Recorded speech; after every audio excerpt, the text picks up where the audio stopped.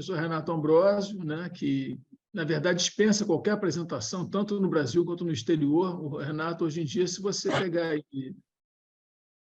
pegar aí no mundo todo os 10 oftalmologistas, os 5 mais influentes, certamente ele é um deles. Eu conheço ele há muito tempo, conheço os pais dele e acompanhei a carreira dele desde sempre, não só da carreira, mas a figura humana que ele é. Então, é um orgulho para mim enorme. E Renato não precisa de apresentação, onde ele for, ele é conhecido. Então, a palavra é dele, agora a sessão é dele. Vamos lá, Renato. Obrigado, Almir. É um prazer estar aqui. Como eu falei, essa sessão é uma sessão muito especial, né? É uma sessão que a gente fica feliz de estar sempre presente aqui com vocês. Eu preciso que você me deixe apresentar minha tela, por favor. Bernardo já liberou a tela do Dr. Renato? Ainda não. Mas esse tema de ceratocone é um tema que eu acho que vale muito para o oftalmologista no dia a dia ver o que ele precisa saber sobre ceratocone, porque é uma doença muito comum no nosso dia a dia, né? Então, a gente acaba que no dia a dia vai pegando... Ele disse que liberou, tá? Podem Ah, ver. tá bom. Um prazer, um prazer. Então, a gente vai falar sobre paradoxos e paradigmas.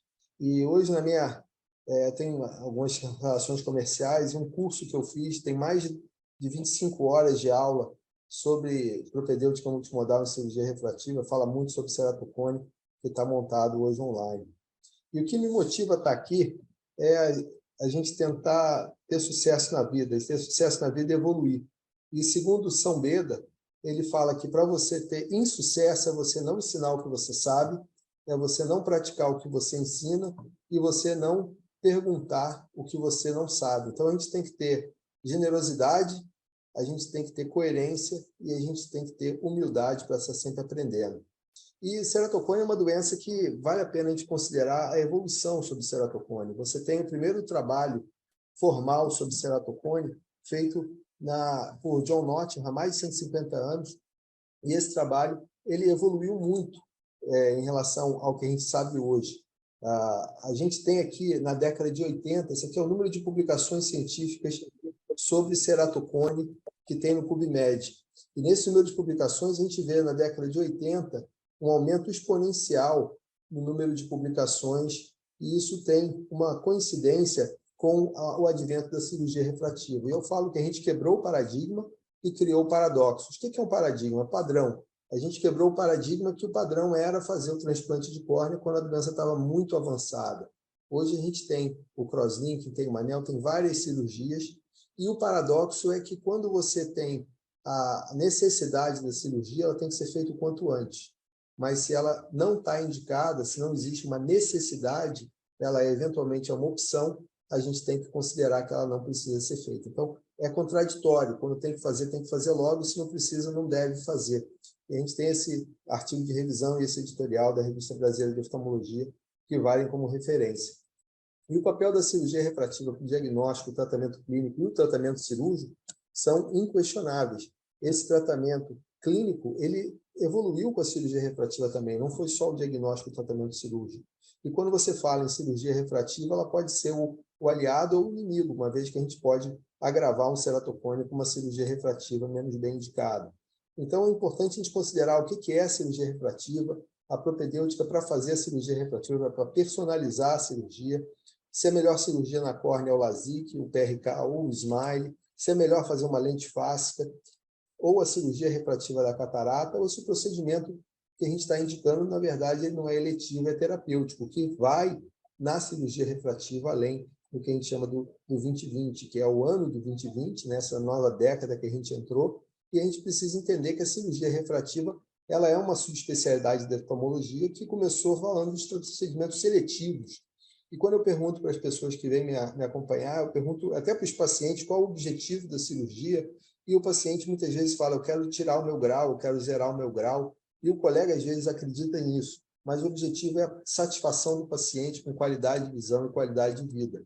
Para isso, a gente une tecnologia, conhecimento e zelo. Zelo é um conceito que eu aprendi com o Sérgio Fernandes, né? Porque eu estava ainda começando na oftalmologia, ele falava muito a palavra zelo, para você trabalhar ajudando o paciente. E zelo é fundamental, porque aqui você tem que trabalhar para ajudar o paciente com educação, com conforto, nas demandas do paciente, nas inseguranças, nas questões que o paciente tem, e também os familiares, e, eventualmente, indicar a cirurgia, falando risco, benefício, limitação, para a gente poder aumentar a nossa chance de sucesso. Eu gosto muito de falar que a cirurgia refrativa hoje é uma super especialidade da medicina, como a cirurgia plástica evoluiu da cirurgia geral. Então, o Colégio Mundial de Cirurgia Refrativa e Ciências Visuais, o congresso deles é semana que vem na Irlanda, eu vou estar indo para a semana que vem na Irlanda para esse congresso, é um congresso que a gente vai estar falando das estratégias de como fazer um currículo para cirurgia refrativa ser reconhecido como uma especialidade da medicina, na qual a oftalmologia é um pré-requisito. E eu gosto de considerar isso no nosso sentido de evolução, e a gente está aqui para aprender, evoluir continuamente para a nossa melhor versão, sempre aprender a aprender. A forma de aprender como ensinar. Para ser ensinado, para ensinar, para entender, otimizar e agradecer e florescer. E quando você fala em cirurgia refrativa, a evolução da cirurgia refrativa é marcante. Aqui tem o primeiro curso de cirurgia refrativa na Casa de Saúde São José, que está Renato Ambrosio, meu pai, junto com o Carluccio. Muitas pessoas acham que eu escrevi esse livro, na verdade, eu tinha 10 anos de idade quando esse livro foi escrito, talvez 12 anos de idade, junto com o Carluccio, com o Ricardo Guimarães, e toda a evolução da cirurgia refrativa está muito bem contada no livro que eu tive o privilégio de colaborar com Armando Crema, que é o nosso tratado de cirurgia de catarata e cirurgia refrativa. A gente fez esse livro em 2014, quando a Sociedade Brasileira de Cirurgia Refrativa incorporou a cirurgia de catarata para formar a Brascas. Foi a união de duas sociedades, e essa história é muito interessante, que a gente veja muito bem contada pela Márcia e pelo Ricardo, nossos queridos amigos de Belo Horizonte. Então, a evolução da cirurgia refrativa, esse é um vídeo que eu peguei do meu pai, que eu digitalizei, ainda usando a Gillette para fazer a ceratotomia radial, ela evoluiu muito. E essa evolução é pela propedêutica. Você vê que a paquimetria óptica e ultrassônica, paquimetria óptica para você medir a espessura da córnea no centro, tinha uma variabilidade muito grande. Quando apareceu o ultrassom, a variabilidade das medidas, elas diminuíram muito. Quando você tem mais consistência, você tem mais confiabilidade nas medidas, e é fundamental você ter uma medida de espessura confiável. A topografia está começando a ser falada, esse é um livro de topografia que o Francisco Gruppenmacher, junto com o Ricardo Guimarães, escreveram, falando já dos conceitos de você ver a elevação da córnea de acordo com o reflexo do disco de Plácido. E isso é importante, porque para você entender a cirurgia refrativa, você tem que entender a córnea. E não é só para aumentar a eficiência, é para também aumentar a segurança. Quando eu comecei a fazer cirurgia refrativa, quando eu comecei a fazer cirurgia oftalmológica, eu fiz muita cirurgia experimental. Então, esse é um olho de banco de olhos que a gente, com o mixerátomo, ia cortando várias vezes, vários flaps. E depois de cortar vários flaps, você vê que a ectasia acontece. Isso é um olho de banco de olhos, e isso é o princípio da cirurgia da hipermetropia, feita pelo Luiz Ruiz. E essa cirurgia da hipermetropia faz uma ectasia que, eventualmente, para tratar a hipermetropia encurvando a córnea. Mas quando você fala em LASIK e ectasia, a gente tem que lembrar de 1998, os 2 primeiros relatos do Theo Seiler. Ele publicou 3 casos de ectasia em paciente com LASIK, feito LASIK para alta miopia. O impacto da cirurgia, a quantidade de tecido removida na cirurgia, enfraqueceu a córnea e desenvolveu ectasia nesse primeiro relato, do JRS, de 98. E alguns meses depois, ele publicou no JCRS um caso de forma frustra de ceratocone, e essa forma frustra de ceratocone é aqui definida como uma topografia com encurvamento inferior, no qual a ectasia teria acontecido de forma iatrogênica, porque essa córnea era mais fraca e foi desestabilizada biomecanicamente. Esses 2 relatos fazem uma alusão perfeita, eu diria até para qualquer doença em medicina, não só para a patofisiologia da ectasia. Você tem a resistência da córnea, você tem qualquer córnea podendo entrar nesse ciclo de descompensação biomecânica, que a Cynthia Roberts e o B.J. Lux muito bem descreveram, você tem afinamento e protrusão pela alteração no estresse da própria córnea e o impacto do ambiente. Então, é ambiente e genética, no qual a cirurgia refrativa tem um peso, com certeza, mas o que mais causa ectasia, e qualquer córnea pode entrar nesse processo de descompensação biomecânica, é o ato de coçar os olhos, dormir fazendo pressão sobre os olhos. Isso é o que causa o ceratocone, é o que agrava o ceratocone. E, realmente, na verdade, agravar a ceratocone e causar ectasia são duas considerações que, muitas vezes, é impossível de você identificar a diferença na clínica, mas o prognóstico é importante quando você tem um agravamento do ceratocone e o que causa ectasia. E falar que não pode coçar os olhos é a base da nossa campanha de violeta. Quando você fala em avanço no diagnóstico, eu gosto muito de pensar nos porquês e nos como. O porquê de você fazer um screening para cirurgia refrativa, para o risco de ectasia, cirurgia refrativa, com esse screening avançado, é diferente do porquê quando você está tratando um paciente com doença, antes de uma cirurgia de transplante, considerando esses paradigmas que a gente eventualmente quebrou, de não ter que esperar avançar muito a doença para fazer um transplante e eventualmente fazer uma cirurgia numa fase inicial. Você tem que ser objetivo. É claro que a nossa classificação objetiva é importante e cada vez mais a gente vai usar inteligência artificial. Eu gosto muito desse conceito que a gente cunhou, que é usar a inteligência artificial junto com a inteligência anciã, né? Isso é realmente a ideia de você fazer os porquês e os como. E realmente entender que a suscetibilidade é diferente da confirmação do diagnóstico, da avaliação do prognóstico, da avaliação do follow-up, nessa revolução e evolução que a gente tem. E como é que a gente faz isso? A gente faz isso com a propedêutica multimodal. E essa inteligência artificial, inteligência anciã aplicada são fundamentais. A gente tem que entender a filosofia do que a gente está buscando e quais ferramentas que a gente tem. E se eventualmente você não tem essa propedêutica multimodal, que na verdade a maioria das pessoas não tem disponível no dia a dia, a gente tem que entender o que a gente está buscando e com o que a gente tem de ferramenta para poder fazer uma decisão clínica e poder ajudar o paciente da forma mais segura e mais eficiente possível. Esse tipo de consideração é uma evolução contínua. Cada dia você aprende um pouco mais como usar as ferramentas ou, eventualmente, como conviver sem tal situação. Forma frustra de ceratocone, o Yaron Rabinovitz, ele teria a classificação dele proposto que é um olho com topografia anormal, com 20/20 de visão e uma lâmpada de fenda normal. O outro olho desse paciente seria a forma frustra de ceratocone pelo Steve Kleiss, nesse editorial brilhante de 2009, quando ele fala dos olhos contralaterais. E eu gosto de colocar que esses olhos são assimétricos de ectasia. Eu não gosto de usar o termo unilateralidade nesse momento, porque literalmente com a avaliação da curvatura, você tem uma avaliação superficial e precisa de mais dado para entender o que está acontecendo no outro olho.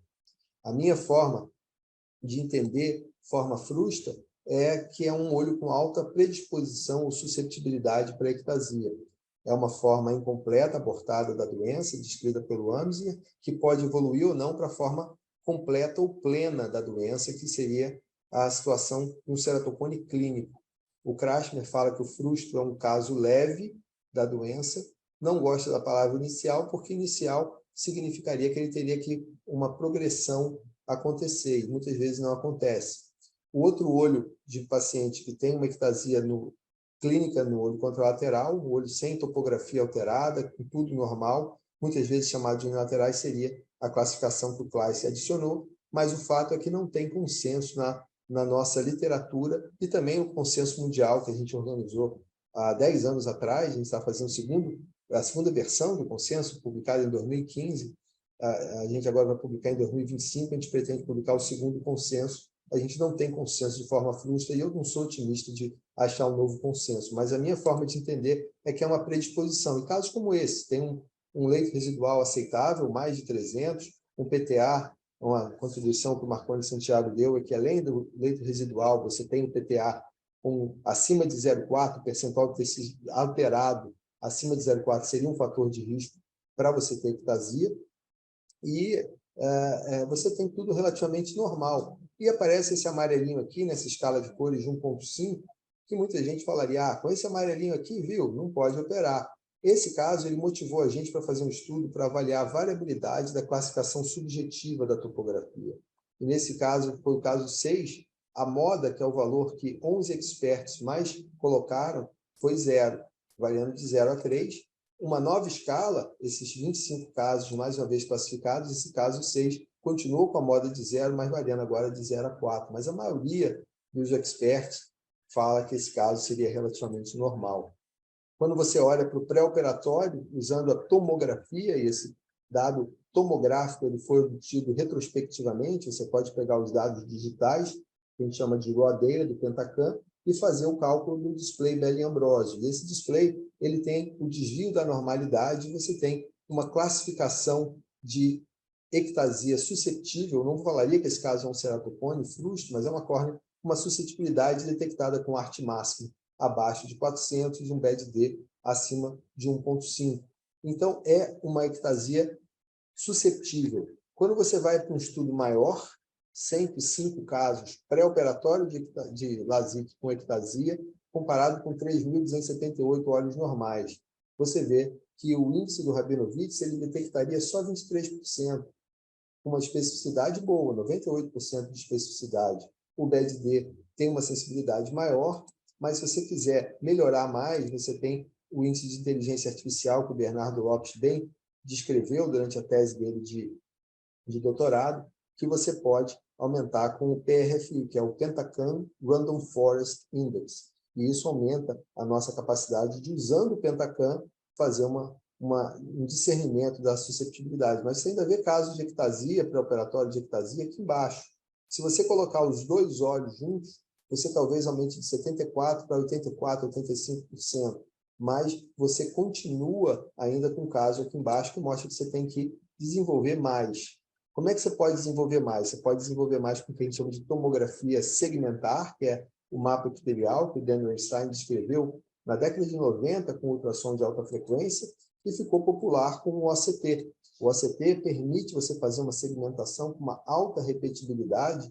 Teve o trabalho do César Mota, que eu colaborei na orientação lá na Unirio, que a gente fez com o OCT dos CIRS, por exemplo, das AIS. Então, você tem uma repetibilidade bastante aceitável. A gente fez o estudo da repetibilidade com o RTView e hoje existem vários aparelhos de OCT no mercado. A gente tem o Anterion, a gente tem o Cassia 2, a gente tem o Revo, que é um OCT multimodal, que faz retina, que faz nervo óptico, que faz comprimento axial e faz a córnea.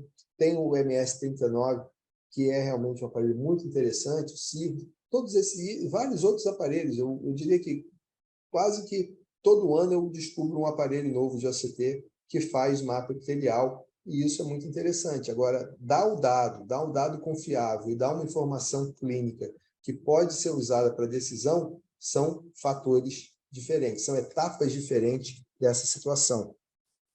Eu comecei a usar o OCT em 2013 e em 2017 a gente teve esse artigo de revisão que fez parte da tese desse doutorado da Marcela Salomão, que a gente tem aqui o papel do mapa epitelial para o cirurgião refrativo. Então, aqui tem o olho contralateral de um paciente com ceratocone assimétrico, você tem um epitélio mais fininho aqui, aqui você tem um ceratocone mais leve, moderado e avançado, e você vê o epitélio ficando cada vez mais fino, e aqui até com uma hiperplasia associada. E não é só no pré-operatório, mas no pós-operatório. Esse paciente ele foi visto pelo Dan Weinstein, eu implantei um anel no olho direito desse paciente, e ele teve um resultado excelente e fez o acompanhamento na London Vision Clinic, onde ele tem aqui o mapa de espessura aqui a imagem do OCT, que é o que eu chamo de uma biópsia óptica, e aqui você tem uma hiperplasia do epitélio muito bem demonstrada, e aqui um afinamento que coincide exatamente com o que a gente está vendo na biópsia óptica do OCT.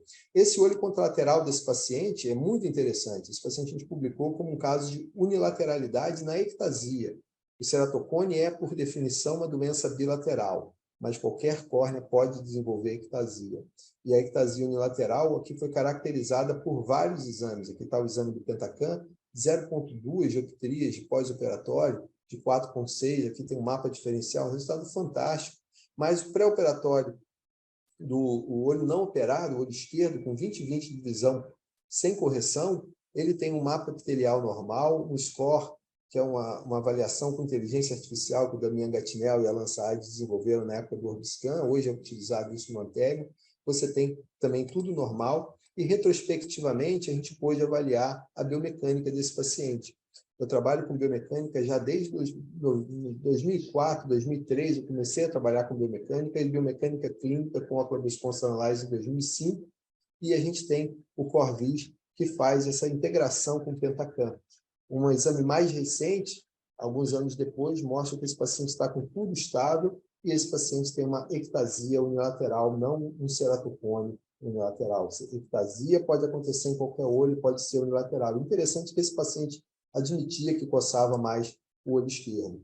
Então, aqui você tem o Corvis. O Corvis ele é um tonômetro de sopro que faz uma imagem de Scheinfeld de alta velocidade. Você tem 31 milissegundos, 140 frames. E aí você consegue avaliar a deformação, a velocidade da deformação, e tem vários índices que são combinados nesse display que o Paulo e o Ricardo Vinciguera colocaram, que é o CBI, que é o Corvis Corneal Biomechanical Index. E o Ricardo Vinciguera ganhou o Prêmio Trautmann em 2017.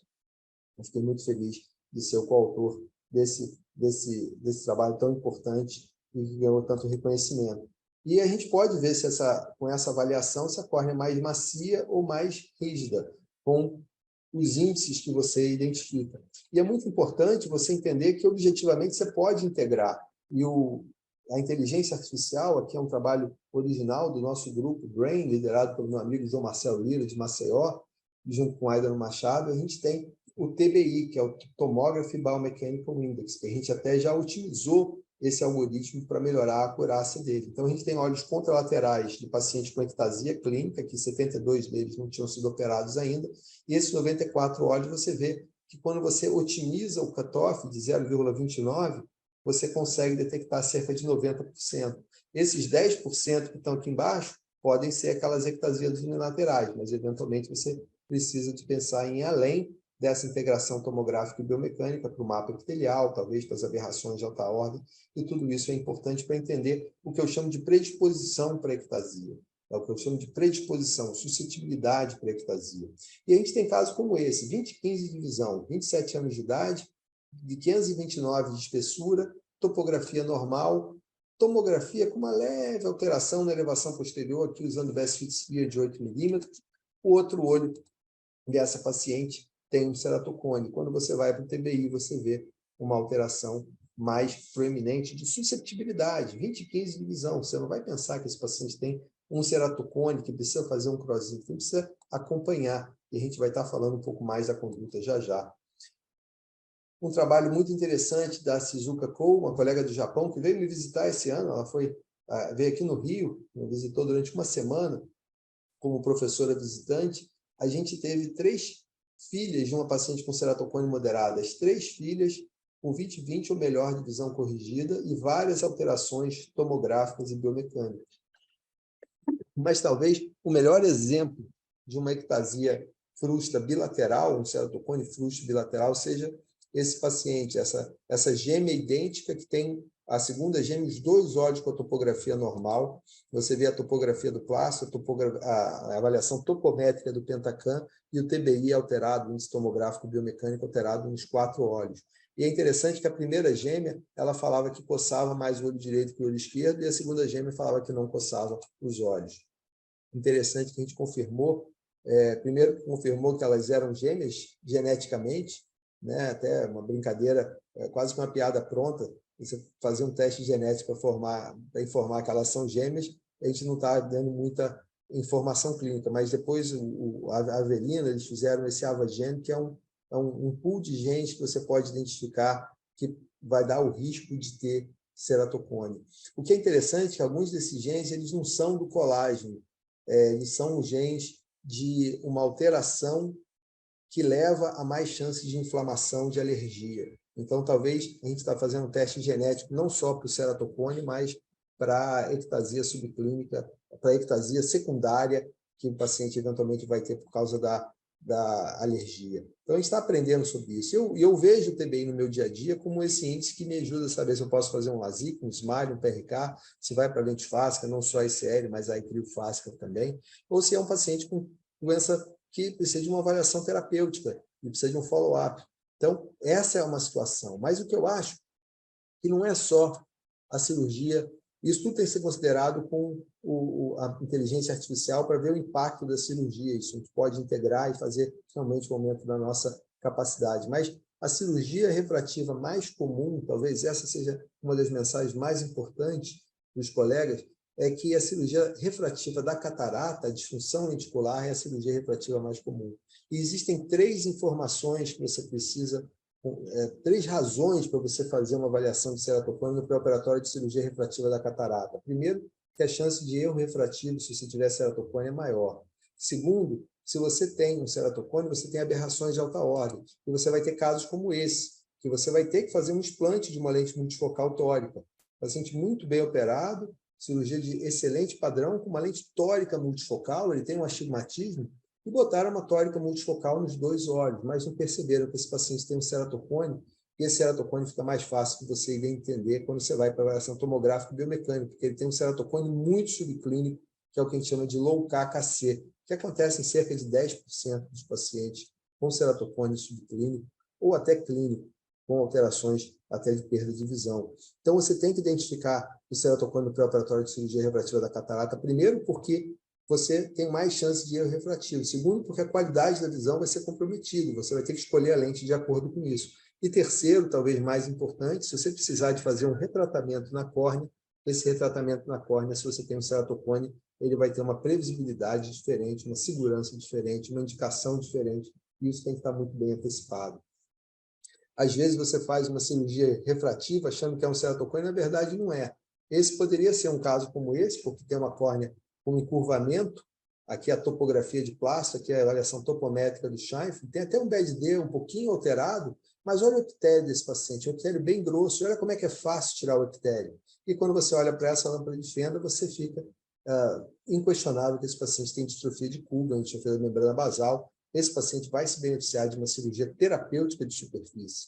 É interessante a gente considerar que a cirurgia terapêutica ela vai realmente ser indicada para alguns casos de ceratocone e a gente tem que indicar o quando pode e quando não pode.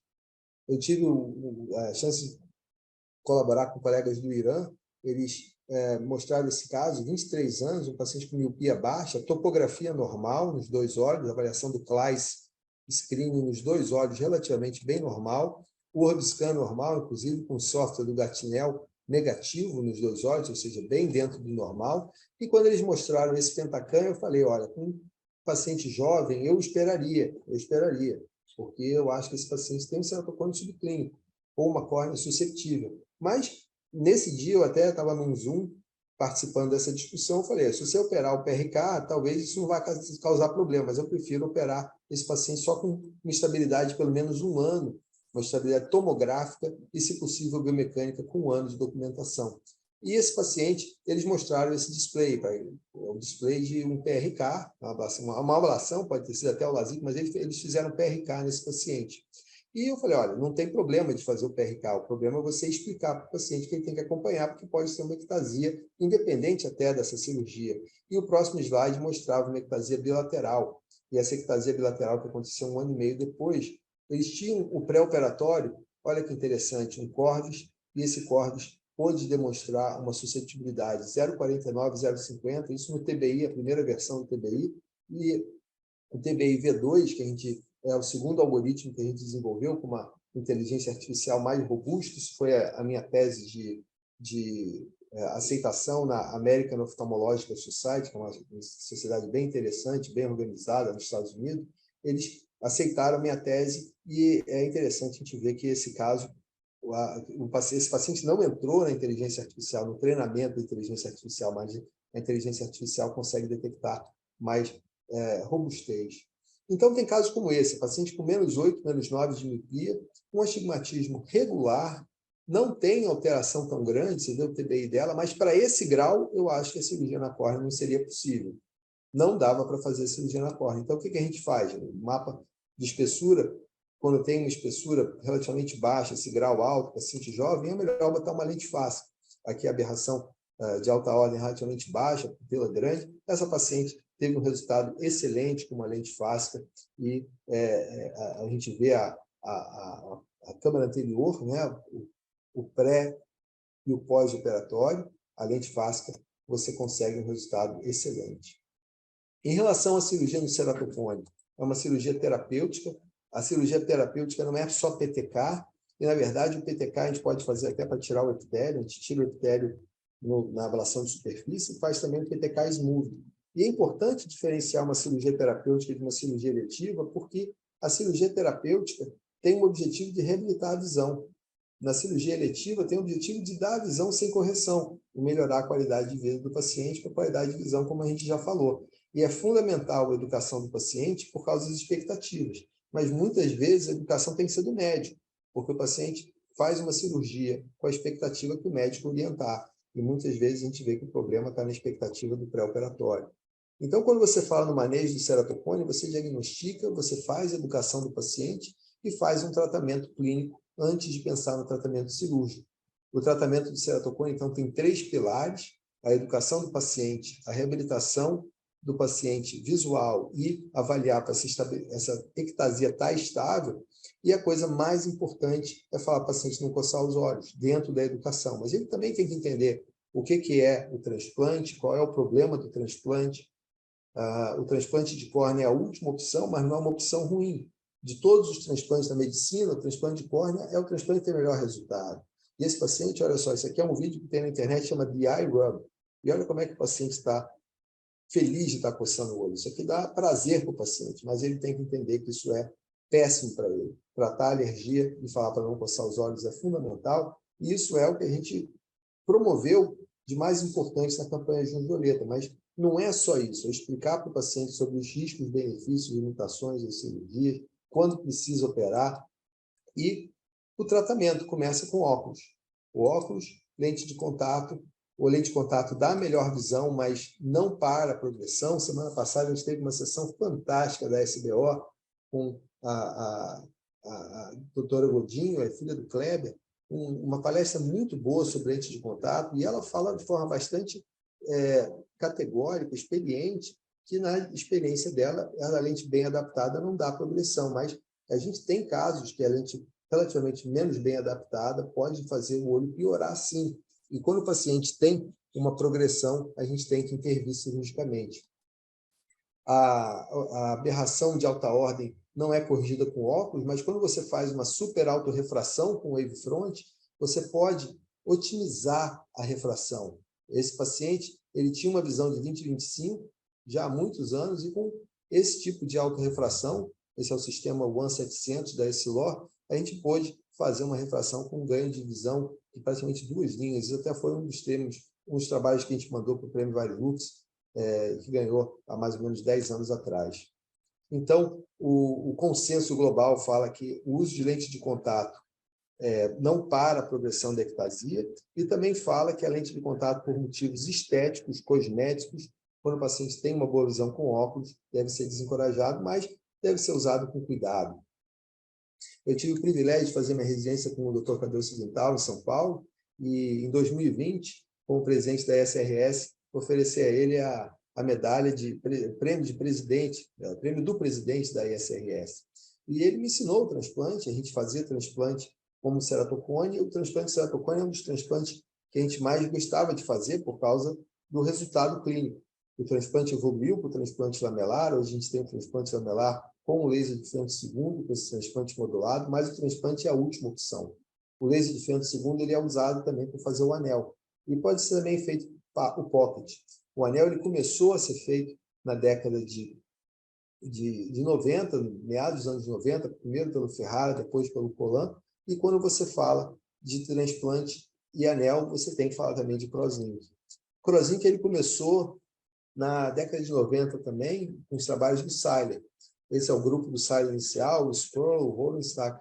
E olha a evolução do Crosslink no título, na capa do livro.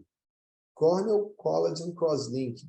Passou para Corneal Crosslink, porque a gente começou a entender que o Crosslink não era no colágeno, ele era na matriz extracelular, mas não especificamente no colágeno.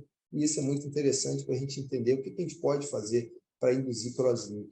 Uma das coisas que a gente pode fazer para induzir Crosslink é comendo a vitamina B2, tendo mais dieta rica em vitamina B2. A gente reviu isso na Oftalmologia em Foco há uns anos atrás, e a gente começou uma alguns estudos para ver o quanto de suplementação a gente poderia tolerar. E a gente desenvolveu um produto que é vendido, que é o B2N3, para a gente poder, usando esse conceito que a gente aprendeu com o professor Jester, da universidade, ele estava aqui na Colômbia, mas hoje ele está na Califórnia, e o professor John Jester, ele mostrou que a riboflavina oral pode reduzir até a curvatura em alguns pacientes, e é o que a gente tem visto hoje em dia nesses pacientes.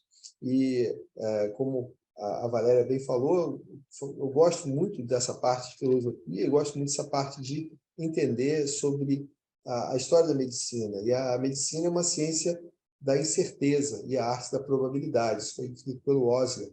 E eu falo para os pacientes que prescrever vitamina é mais arte do que ciência, mas já tem evidência suficiente para prescrever para todo mundo. Em relação à cirurgia, a cirurgia no ceratocone ela tem duas grandes indicações: quando tem progressão, para você parar a progressão, e quando tem uma perda de visão, que o paciente não tem boa visão com óculos e com a lente de contato. E aí o anel funciona melhor para a reabilitação visual do que o crosslink.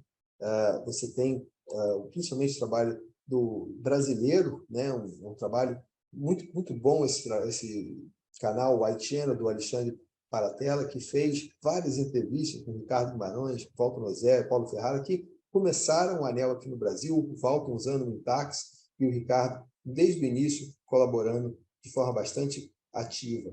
De todas as indicações do laser de femto segundo, a única indicação que eu falo só dá para fazer com laser de femto segundo é o implante do anel. Dá para fazer a cirurgia com a técnica manual? Com certeza dá, mas a previsibilidade, a segurança da cirurgia aumenta muito quando você usa o laser de femto segundo. Desde 2010, a gente começou a usar o IFS, depois o IFS 200 e o Visumax. Todos esses lasers fazem. E o Zimmer também é muito bom, o Atos, agora a gente está começando a ver os trabalhos iniciais do Atos, que vai ter um display para anel. Esses lasers de femto segundo vão aumentar muito a nossa capacidade de ajudar. E esse colega, um colega de Portugal, o Tiago Monteiro, ele é muito amigo do Fernando Faria Correia. E num dos congressos ele me falou que fazia a cirurgia do anel de forma muito bem, com a técnica manual, que não precisava do laser de femto segundo. Eu relativamente sugeri para ele que ele fizesse um trabalho para comparar as complicações da cirurgia manual com laser de femto segundo, mesmo com um cirurgião experiente e com boa capacidade cirúrgica como ele. E ele realmente mostrou que a previsibilidade e a segurança são melhores com o laser. Isso é realmente uma indicação que eu acredito que a gente deva fazer exclusiva, principalmente pensando no efeito a longo prazo, porque o anel pode destruir. Você pode, paciente, coçar o olho e você pode destruir. Isso acontece de 5% a 12% dos pacientes com cirurgia com anel manual e em menos de 2% com a cirurgia com laser de femto segundo. A gente está cada vez mais escutando falar sobre, em vez de implantar um PMMA, você implantar um tecido corneano, mas a gente precisa aqui da ajuda dos nossos legisladores, porque implantar tecido corneano na córnea é igual a um transplante. Toda a legislação, toda a burocracia, toda a questão de espera no banco de olhos é igual. Se você está botando uma lamela na córnea, você está fazendo um transplante total, você está fazendo um Dawkins, um transplante lamelar profundo anterior, um transplante posterior, enfim, isso precisa ser revisto.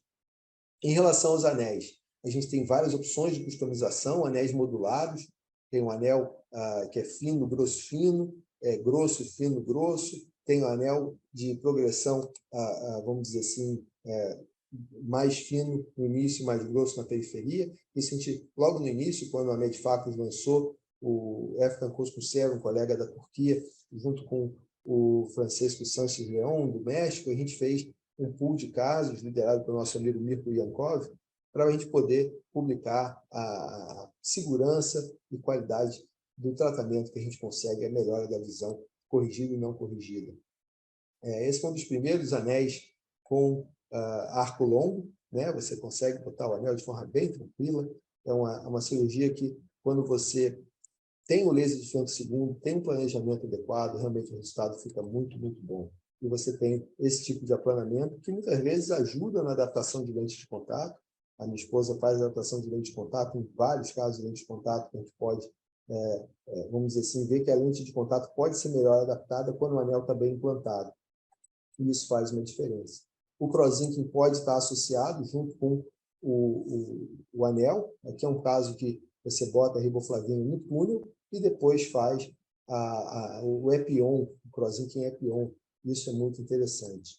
E vou finalizar com um caso que ele resume tudo. Essa paciente com 6 anos de idade, ela se apresentou em dezembro de 2017 para uma segunda ou terceira opinião, dar o que seria indicado por um colega no olho esquerdo e o cross-linking no olho direito. O olho direito tinha 20/30 de visão sem correção, chegando a 20/25. E o olho esquerdo, ela tinha 6 anos de idade, chegava a 20/200, com uma anisometropia bastante marcada. E no pinhole do nosso querido McIntyre, a gente tem 20/200. Esse paciente, então, tem uma miopia importante no olho esquerdo. O olho direito, vamos entender esse olho direito mais avançado, ele tem forma frouxa de ceratocone, avaliação tomográfica biomecânica, o TBI V2, o epitélio mais fino aqui no centro, e esse paciente tem realmente uma forma frouxa de ceratocone, mas a gente tem que pensar se vale a pena operar um paciente com 20/25 de visão, que é o melhor olho dele. Se é esse olho que a gente vai operar primeiro. Risco-benefício básico da medicina. Então, a gente tem que pensar no outro olho, o risco grande de uma miopia profunda com 6 anos de idade. A gente tem uma ectasia inquestionável. Esse paciente tinha indicação de transplante. Na minha opinião, o transplante é a última opção, não a primeira opção. O manejo começa com o paciente e a família entendendo que é uma criança, a menina de 6 anos de idade, tratar a alergia, otimizar a superficial ocular, não coçar os olhos. Eu não indiquei cirurgia para o direito, mas orientei muito bem a família que precisava acompanhar, porque se tivesse progressão, aí tinha de fazer o quanto antes, mas nesse momento eu acho que não precisava e não devia, principalmente pela visão de 20/25. E fazer um procedimento terapêutico no olho esquerdo, considerando a ambliopia. E a Thaís Silveira, colega que faz estabilismo aqui no Rio, excelente,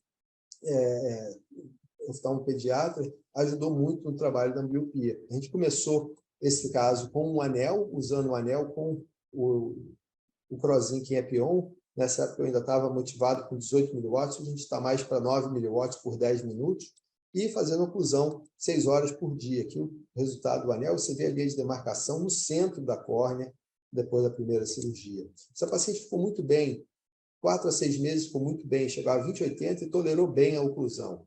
A menina estava tolerando muito bem a oclusão, até que o pai falou, olha, ela está começando a não querer mais ocluir. E a gente viu pela avaliação clínica que ela estava piorando de novo. Então, ela precisava de mais cross-linking. A gente fez o cross-linking, agora é PIOF. E como é que a gente tirou o epitélio? A gente tirou o epitélio fazendo uma ablação personalizada pela topografia.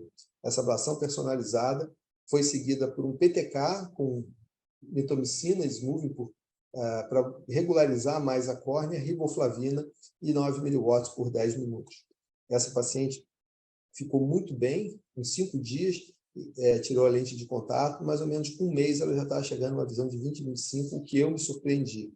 E a gente pode começar até a falar de coisas além da nossa capacidade médica que a gente pôde ajudar essa paciente, e realmente ela me surpreendeu muito. Ela ficou muito bem, follow-up em 2019, 20, 21, 22, eventualmente deve estar vindo aqui em algumas semanas para a gente acompanhar esse ano, e ela está crescendo cada vez mais, 11 anos de idade em 2022, agora com 12 anos de idade, e tudo muito estável. No acompanhamento do ano passado, exatamente um ano atrás, ela estava com 20/30 sem correção, chegando a 20/15 no olho direito, o olho esquerdo com 20/40, chegando a 20/25, com astigmatismo, e usava óculos só para estudar em algumas situações. Aqui está o pós-operatório da lâmpada de fenda, você vê o efeito do cross-linking na região do centro da córnea. O efeito topométrico do Scheifele no olho direito, no olho esquerdo, que é o olho que foi operado. Você vê aqui o mapa epitelial antes da cirurgia, depois do anel, depois do protocolo de Atenas modificado. Você vê a estabilidade no olho não operado. Então, quando não precisa, não deve. Aqui está um bom exemplo, 6 anos de idade, 20/25 de visão sem correção, melhorando. E essa paciente, tudo muito estável, tomograficamente, biomecanicamente. Esse é um trabalho muito interessante, a gente colaborando com o pessoal de Homburg, professor Seitz. A gente fez a correlação da biomecânica com o Pentacan, e a gente tem o A, B, C, D, que é a visão, e o E, que seria a elasticidade da córnea, a estabilidade comprovada em todos esses níveis de forma bastante marcada. Então, essa é uma paciente que ela até parece um pouquinho com essa menininha, que falar que coçar os olhos realmente é o que mais atrapalha. E muitas vezes a falta de informação e a desinformação fazem o paciente sofrer mais do que a própria doença. Isso é a campanha de Junho Violeta. Feliz Junho Violeta para todos vocês, entendendo que o manejo de ceratocone é um manejo terapêutico, entender quando, por quê e quando fazer a cirurgia de forma individualizada. A gente não está fazendo aqui ainda aquela medicina de precisão que a gente, talvez as minhas filhas vão fazer essa medicina de precisão, usando o conhecimento da genética para poder influenciar na conduta clínica, talvez ainda pegue um pouco desse conhecimento, mas sempre com a educação do paciente, orientando o paciente da melhor forma, porque a gente tem que pensar que a gente vai curar algumas vezes, aliviar muitas vezes, mas sempre tem que confortar de acordo com esse princípio de missão hipocrática. Eu agradeço a vocês a atenção, um privilégio poder falar aqui para vocês no Copstar e fico à disposição aí para um bate-papo, ainda que a gente tenha algum tempo. Muito obrigado mais uma vez, Valéria e Almir, pela oportunidade. Essas aqui são minhas filhas, elas cresceram um pouquinho mais, mas continuam muito lindas. No dia que a gente lançou o livro, vários de vocês estavam presentes lá. E essa é minha esposa, no dia que eu realizei um sonho para botar o Cristo Violeta, que eu espero que esse ano a gente consiga ver isso de novo. Mais uma vez, obrigado aí pela atenção e pela oportunidade. Renato, fantástico a sua apresentação. Obrigado, Renato. Parabéns pela Nada brilhante diferente, né? palestra, como sempre. Valéria, você pode continuar as coisas que surgirem. Olha só, já temos aqui a participação da Gisela no nosso chat. Boa noite, Renato. Excelente apresentação. Qual a sua conduta de ceratocone, avaliação pré-operatória para refrativa, sem alteração nos exames?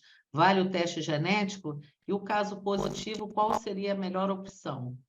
Então, eu estou fazendo um curso nos Estados Unidos, em Chicago, que chama Physician CEO, e tem vários colegas lá que fazem cirurgia refrativa, e num bate-papo, né, a gente aprende sobre a parte de marketing, de business, não pode nem falar muito sobre oftalmologia, mas não tem hora que a gente não consegue segurar a vontade de falar sobre oftalmologia, e um dos colegas, ele faz o teste genético de rotina. Só que o teste genético de rotina, a gente tem que pensar que o custo do teste genético para a gente é relativamente alto. Em torno de $300 você fazer o teste genético. O que eu não acho que preço, custo e valor pode ser muito interessante, mas a gente ainda não tem informação da genética que possa justificar, vamos dizer assim, uma mudança de conduta. Eu ainda fico mais com a propedêutica multimodal, mas certamente o teste genético ainda ele vai ter um caminho para a gente poder aprender sobre isso. Mas hoje eu não tenho muita experiência com o teste genético, eu tenho meia dúzia de pacientes que fizeram o teste e todos eles têm alguma informação interessante, mas eu ainda não tenho, vamos dizer assim, segurança para te dizer se vale a pena fazer esse teste para eventualmente mudar a nossa conduta. O teste vira um teste fundamental quando ele é fundamental para eu falar faz isso ou faz aquilo. Essa divisão de tomar a melhor conduta, aí você tem um teste como fundamental. Hoje em dia, eu acho que a gente ainda não tem essa realidade, mas eu acredito que vai aumentar. Não só a genética, mas a biologia molecular, para você avaliar a superfície ocular, para ver como é que é a inflamação desse olho, qual seria a melhor estratégia para diminuir a inflamação, principalmente a disfunção lacrimal em relação a tudo isso. Então, é uma pergunta boa, e a gente tem que esperar um pouquinho mais. Talvez essa pergunta tenha uma resposta totalmente diferente daqui a 2, 3 anos, mas eu acredito que hoje é aguardar para aprender um pouco mais o que ela vai ensinar para a gente.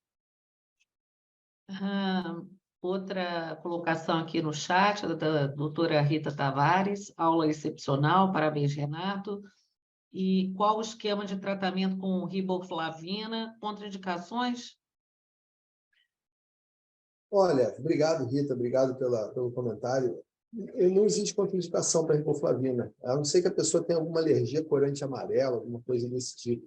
Mas a riboflavina ela é relativamente rica na alimentação, ovo, couve. Se botar no Google dieta rica em riboflavina, você vai achar bastante coisa. Mas a melhor forma de suplementar é de você ter mais riboflavina na dieta é com a suplementação. Então, o B2N3 é extremamente bem tolerado, você pode dar para a criança, inclusive tem um trabalho de pediatria para tratar enxaqueca com riboflavina, o pessoal da pediatria, a maioria, acho que todos que eu perguntei se eles usavam riboflavina para tratar enxaqueca, nem o neurologista sabia dessa possibilidade, mas realmente é interessante a gente pensar na possibilidade de dar uma suplementação. E a suplementação, se você manda o paciente comprar na loja de produto natural, no Mundo Verde da vida, ele não adere tanto a isso. A maioria dos pacientes não gosta muito desse tipo de sugestão.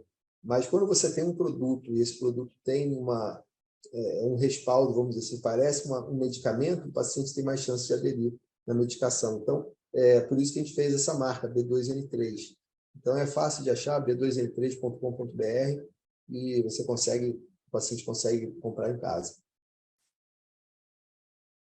Ótimo. Enquanto as outras pessoas estão colocando alguma colocação aqui no chat, eu vou colocar aqui uma questão para você.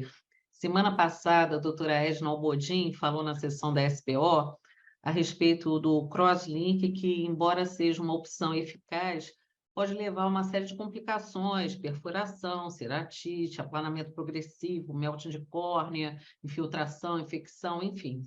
E ela colocou que ela acha que o crosslink pode levar a complicações irreversíveis. E o anel poderiam ter complicações que seriam reversíveis. Então, eu queria que você colocasse aqui essa questão. O que você acha a respeito dessa observação dela?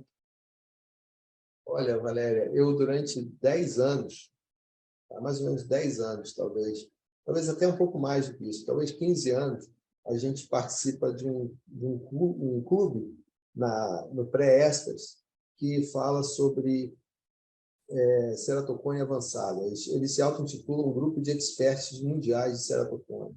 E existe o grupo do Anel e o grupo do CrossLink brigando sempre. Era uma coisa recorrente, a discussão, e era às vezes muito acalorado, depois o pessoal saía para jantar, e eu até não gostava de ficar nessa parte social por causa dessa questão, porque, na verdade, não existe um contra o outro. É que nem o time do viscoelástico, sabe, Almir? É o time do viscoelástico brigando com o time da faca emulsificação. Na verdade, não é um contra o outro, é um junto com o outro. Se você tiver os dois juntos, vai funcionar. Um sem o outro não funciona. Talvez essa metáfora não seja tão perfeita para essa simbiose entre o crosslink e o anel, mas não existe uma necessidade de ter uma disputa, porque o crosslink é o freio de mão e o anel é a marcha ré. Então, se você já desceu a ladeira bastante, você puxar o freio de mão lá embaixo, parar de piorar, não vai melhorar muito a visão. Quando você está começando a descer a ladeira e ainda está com boa visão, aí sim é hora de você fazer o crosslink. E o crosslink em app-off tem todas essas complicações que você muito bem relatou. A gente está trabalhando muito para fazer o app-on.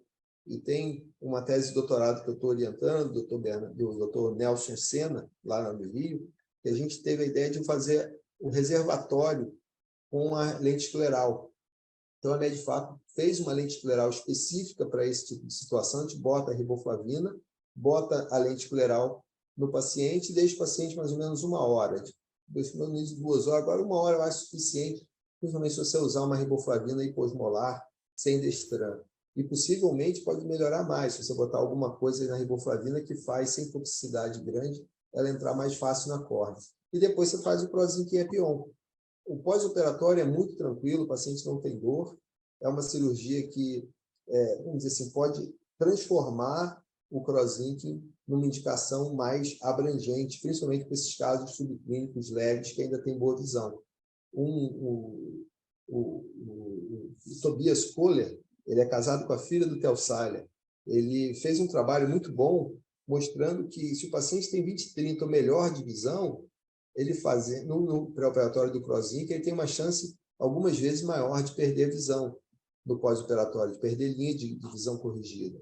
E isso a gente não quer. Então, se o paciente tem a visão boa, eu tendo a não indicar o crosslink, a não ser que eu tenha evidência que esse paciente está progredindo ou grande risco de estar progredindo, que é realmente uma coisa que a gente pode ver com a propedêutica multimodal quando você fala no prognóstico.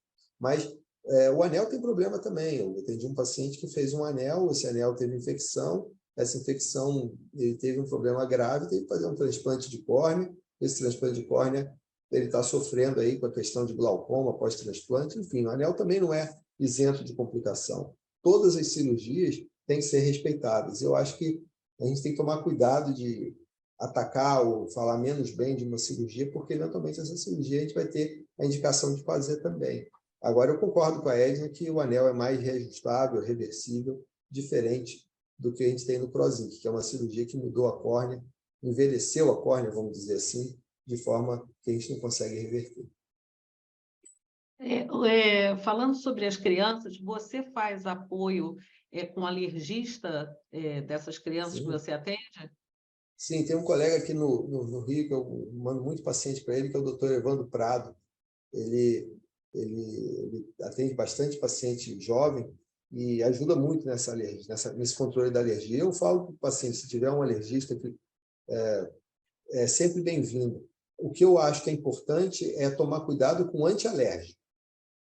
Um alergologista bem indicado, com um estudo para ver o que dá alergia, fazer um saneamento da casa, etc. Isso é muito bom. Agora, o antialérgico, ele é o vilão da história, porque ele faz o ressecamento piorar, entendeu? O antialérgico, o antistamínico, a maioria deles resseca muito o olho. E isso atrapalha mais do que ajuda em relação à alergia ocular. Com que frequência você faz esse acompanhamento topográfico dessas crianças? Você pega assim, o quê? De 3 em 3 meses no primeiro ano, depois vai, se a evolução é boa, se não evolui, passa para de 6 em 6 meses.